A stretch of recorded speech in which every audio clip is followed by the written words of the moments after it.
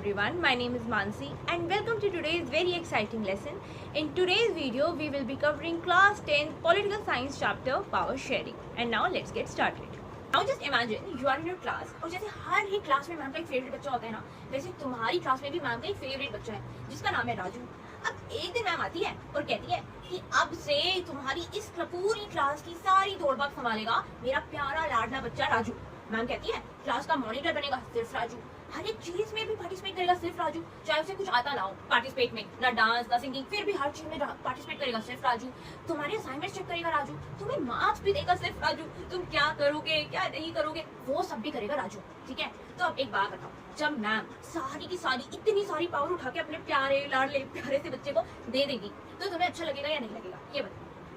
Obviously नहीं लगेगा, है ना, क्योंकि मैम ने देखो क्या किया, मैम ने इतनी सारी पावर्स किसको दे दी? राजू को दे दी। अब क्या करेगा ना, ये राजू क्या है, बड़ा शरारती सा बच्चा है। ठीक है, ये मैम के सामने तो बहुत अच्छा बन के दिखाता है, पर वैसे ये बड़ा शरारती सा बच्चा है। अभी क्या करेगा, जब असाइनमेंट्स वगैरह चेक करने की बात आएगी, मार्क्स वगैरह देने की बात आएगी, तो इसके जो अपने फ्रेंड्स वगैरह हैं उनको तो ये देगा बड़े अच्छे नंबर। ठीक है, या फिर जो इसके आगे पीछे घूमते हैं उनको तो ये देगा बड़े अच्छे नंबर, और जिनसे ये जेलस है या जिनको पसंद नहीं करता उनके बड़े गंदे नंबर देगा ताकि उनके मार्क्स कम आए। ठीक भाई, देखो जब ऐसे राजू बेईमानी करेगा, ठीक है, किसी को बोलेगा कि नहीं ऐसे मत करो वैसे मत करो, हर चीज में अपनी चलाएगा, दादागिरी करेगा, तुम्हें नंबर अच्छे नहीं देगा, तो क्या तुम चुप थोड़ी बैठे रहोगे? तुम भी भाई लड़ाई करना स्टार्ट कर दोगे, तुम भी बोलोगे ऐसे थोड़ी होता है, तूने हमें यहाँ पे नंबर कम क्यों दिए, हम ऐसे क्यों करें, हम वैसे क्यों करें, तुम लड़ाई झगड़ा करना स्टार्ट कर दोगे। फिर क्लास में पूरा दिन कभी ये लड़ाई हो रही है कभी वो लड़ाई हो रही है। ठीक है, बेचारी टीचर भी परेशान, बेचारा राजू भी परेशान, तुम सारी क्लास वाले भी परेशान। जो तुम्हारी पहले क्लास पीसफुली आराम से शांति से प्यार से चल रही थी, लेकिन मैम के इस एक डिसीजन की वजह से कि मैं सारी की सारी पावर, इतनी सारी पावर उठा के मैं किसको दे दूंगी?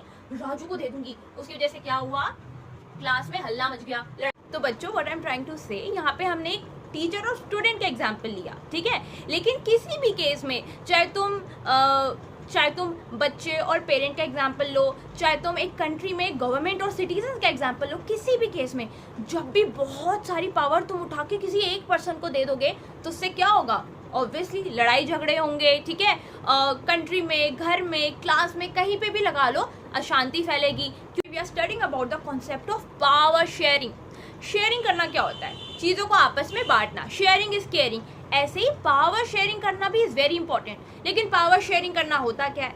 पावर शेयरिंग का सिंपल सा मतलब ये है to distribute power among different groups और different parts of the government. ठीक है, पावर को डिफरेंट ग्रुप्स में या फिर गवर्नमेंट के, अगर हम गवर्नमेंट के लेवल पे बात करें तो गवर्नमेंट के डिफरेंट लेवल पे पावर को डिस्ट्रीब्यूट करना कि अच्छा आप इस चीज में अच्छे हो तुम ये चीज संभालो, तुम इसमें अच्छे हो तुम ये संभालो, ताकि किसी भी बंदे के पास बहुत सारी पावर उठा के एकदम से ना आ जाए। ठीक है, इस बहुत सारी पावर में से ही छोटे छोटे पोर्शंस हम डिफरेंट ग्रुप्स को या फिर डिफरेंट लेवल्स ऑफ गवर्नमेंट में बांट देंगे, ताकि किसी भी पर्सन पे या किसी भी ग्रुप के पास बहुत सारी पावर्स ना आए और फिर वो अपनी पावर्स का गलत इस्तेमाल ना कर पाए। And that's why the concept of power sharing is very important. What are the benefits of power sharing?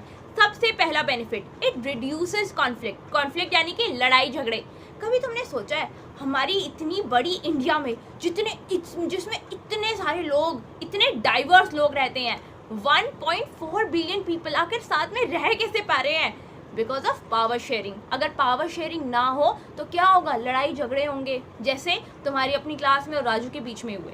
Second benefit is fairness and equality. Fairness and equality इसलिए क्योंकि जब पावर शेयरिंग होगी, हर एक पर्सन के पास अपनी खुद की एक पावर होगी, उनके पास एक वॉइस होगी अपने कंसर्न्स को बता पाने की, गवर्नमेंट तक ले जा पाने की, तो ऑलरेडी तो उसके साथ तो अपने आप ही फेयरनेस एंड इक्वालिटी कंट्री में इंश्योर हो पाएगी। Third point is fair governance. People will be able to participate in decision making. People will be able to participate in the governance. ठीक है, तो जब भी गवर्नमेंट कोई भी लॉ वगैरह बनाएंगी, कुछ भी करेंगी, ऐसा नहीं है कि वो बस उन्होंने बनाया और बना के सिटीजन के ऊपर थोप दिया, ऐसा नहीं होगा, क्योंकि there is power sharing. Government के पास भी पावर है और एज अ सिटीजन हमारे पास भी अपनी पावर है। We have our fundamental rights. ठीक है, तो हम क्या करेंगे, जब भी गवर्नमेंट कोई भी लॉ वगैरह बनाएंगी तो उनसे कंसर्न लोगों से पूछा जाएगा कि आप इससे खुश हो या फिर नहीं। So this is the third benefit of power sharing and that is fair governance. We'll talk about the types of power sharing. There are two types of power sharing: horizontal power sharing and vertical power sharing.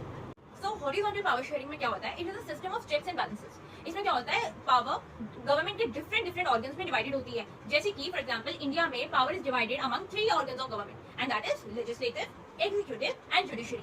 Legislative का काम क्या होता है? Laws को बनाना। Laws जो भी बनाने का काम है वो कौन करेगी? लेजिस्लेचर। अब उन लॉज को एग्जीक्यूट कराने का काम, उन लॉज को लागू कराने का काम किसका होगा? एग्जीक्यूटिव का।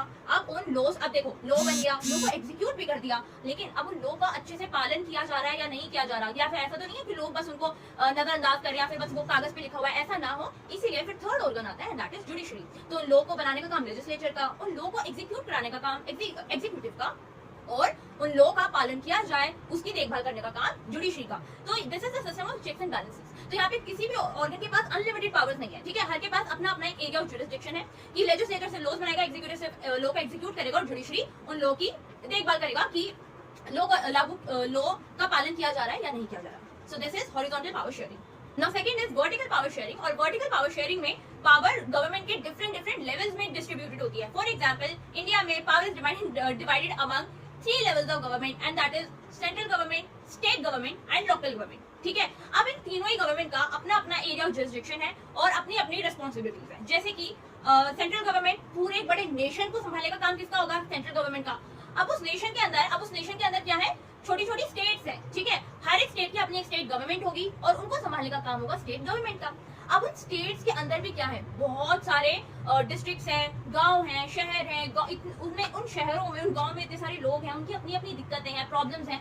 तो उन सबकी प्रॉब्लम्स को अच्छे से एड्रेस किया जा सके लोकल लेवल पे जाके, उसका काम किसका होगा? लोकल गवर्नमेंट का, ठीक है। अब ये चीज ना मैं तुम्हें एक एग्जाम्पल से समझाती हूँ बहुत जल्दी से। सपोज करो तुम्हारा अपना एक बहुत बड़ा आलीशान सा प्यारा सा स्कूल है।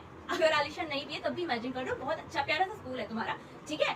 तो अब उसकी हेड कौन होती है? हमारी प्रिंसिपल होती है। तो प्रिंसिपल को तुम मान लो सेंट्रल गवर्नमेंट, जिनका काम है पूरे उस बड़े से कंट्री जैसे पूरे उस बड़े स्कूल को संभालना। अब उस स्कूल के अंदर क्या है? छोटे छोटे स्टेट्स यानी कि क्लासरूम्स, ठीक है। उन क्लासरूम्स को संभालने का काम किसका है? स्टेट गवर्नमेंट यानी कि तुम्हारी टीचर्स का, ठीक है। उन क्लासरूम को कौन मैनेज करेगा? तुम्हारी टीचर। तुम्हें वो पढ़ाएंगी, तुम्हारी अटेंडेंस लेंगी, देखेंगी भाई तुम अच्छे से पढ़ रहे हो या नहीं पढ़ रहे हो, ठीक है। तुम्हारी क्लासरूम को संभालने का काम तुम्हारी स्टेट गवर्नमेंट यानी तुम्हारी टीचर का। उसके बाद उन क्लासरूम्स के अंदर क्या है भाई? बहुत सारे वहाँ पे गाँव और शहर है, यानी कि वहाँ पे बहुत सारे बच्चे हैं। कुछ शरारती बच्चे हैं, कुछ अच्छे बच्चे हैं, कुछ पढ़ने वाले बच्चे हैं, कुछ नहीं भी पढ़ने वाले बच्चे हैं, ठीक है। कुछ क्रिएटिव बच्चे हैं, बहुत सारे बच्चे हैं। उन बच्चों की अपनी अपनी अलग अलग दिक्कतें हैं, ठीक है। कोई खाना खा रहा है, कोई नहीं खा रहा, कोई बच्चों को परेशान कर रहा है, पढ़ने नहीं दे रहा। तो अब उन सब बच्चों को मैनेज किया जा सके। अब ये सारे मैनेज करने का काम तुम्हारी स्टेट गवर्नमेंट यानी टीचर करेगी। तो वो बेचारी थकी जाएंगी, वो तुम्हें पढ़ाएंगी या तुम्हारे झगड़े सुलझाएंगी। तो इसीलिए अब यहाँ पे काम आता है किसका? लोकल गवर्नमेंट यानी क्लास मॉनिटर का। क्लास मॉनिटर का क्या काम होता है कि क्लास को शांत रखे, सब बच्चों की प्रॉब्लम समझे, ठीक है। तुम्हें क्या हुआ है भाई? अच्छा इसने तुम्हारी बोतल चुरा ली, इसने तुम्हारा ये कर दिया, इसने तुम्हारा वो कर दिया। तो जो भी लोकल मुद्दे ना जो तुम्हारे होते हैं कि इसने मेरी मैगी खा ली, ये कर दिया, उसका काम कौन करता है? Local government. उन सारे मुद्दों को सुलझाने का काम करती है तुम्हारी लोकल गवर्नमेंट यानी कि तुम्हारा क्लास मॉनिटर। तो तुम्हारे अपने लोकल मुद्दे कौन सुलझाएगा? Class monitor, local government. अब तुम्हारी पूरी बड़ी क्लासरूम को कौन संभालेगा? तुम्हारी टीचर यानी स्टेट गवर्नमेंट। और उस पूरे स्कूल, ठीक है, जो क्लासरूम छोटे छोटे क्लासरूम किसके अंदर है? एक बड़े स्कूल यानी पूरी बड़ी कंट्री के अंदर, उसको उस पूरे स्कूल को मैनेज करने का काम किसका होता है? प्रिंसिपल यानी सेंट्रल गवर्नमेंट। तो गाइस इस तरह से हमारा इतना बड़ा स्कूल या फिर कहो कि इतनी बड़ी कंट्री इफेक्टिवली बिना लड़ाई झगड़े के और प्यार से चल पाती है because of power sharing. And that's why it is said share the Lord and build a strong rod. I hope guys आप सभी को वीडियो पसंद आई होगी, पावर शेयरिंग का कॉन्सेप्ट समझ आया होगा। So that was it guys, thanks for watching.